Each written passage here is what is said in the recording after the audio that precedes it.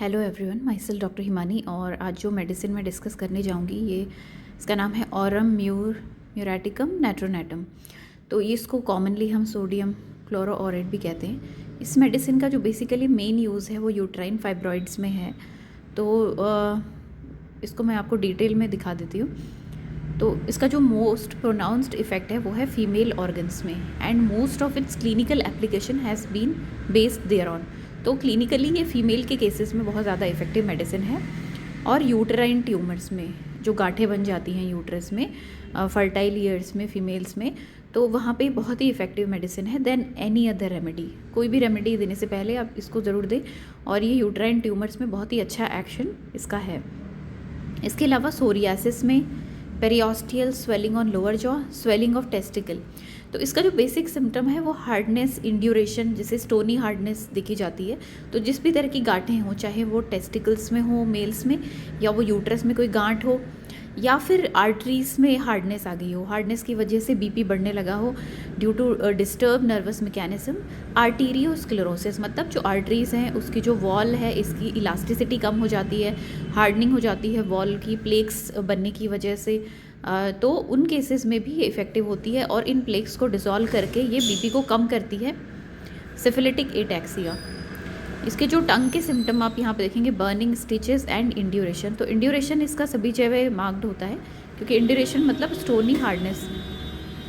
बाकी जो old cases हैं, रियोमेटिक गाउटी पेन्स हैं, हिपैटिक सिरोसिस, जैसे आपने देखा होगा सिरोसिस ऑफ लिवर होता है, उसमें भी फाइब्रोसिस, हार्डनिंग हो जाती है लिवर की। तो जहाँ पे भी हार्डनिंग है, स्टोनी हार्डनेस है, फाइब्रोसिस है, वहाँ पे इसका अच्छा एक्शन है।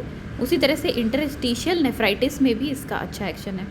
तो इंटरस्टिशियल नेफ्राइटिस जनरली किडनी में तब होता है जब किसी तरह की कोई दवाई है, एंटीबायोटिक है, या कोई भी एंटासिड्स है लोग ले लेते हैं, और उससे क्या होता है कि जो किडनी के इंटरस्टिशियल ट्यूबुलर स्पेस है उसमें इन्फ्लेमेशन और हार्डनेस हो जाती है।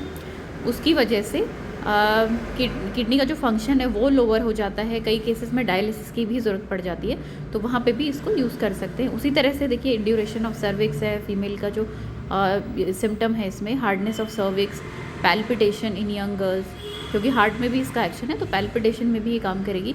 उसी तरह से फीमेल में जैसे प्रोलैप्स है यूट्रस का, तो फीमेल्स के लिए तो बहुत ही अच्छी रेमेडी है, क्योंकि फाइब्रॉइड में भी काम आ रही है, प्रोलैप्स में भी काम आ रही है, सर्विक्स में भी अगर कोई हार्डनेस है, इंड्यूरेशन है, वहाँ पे भी यूज़फुल है।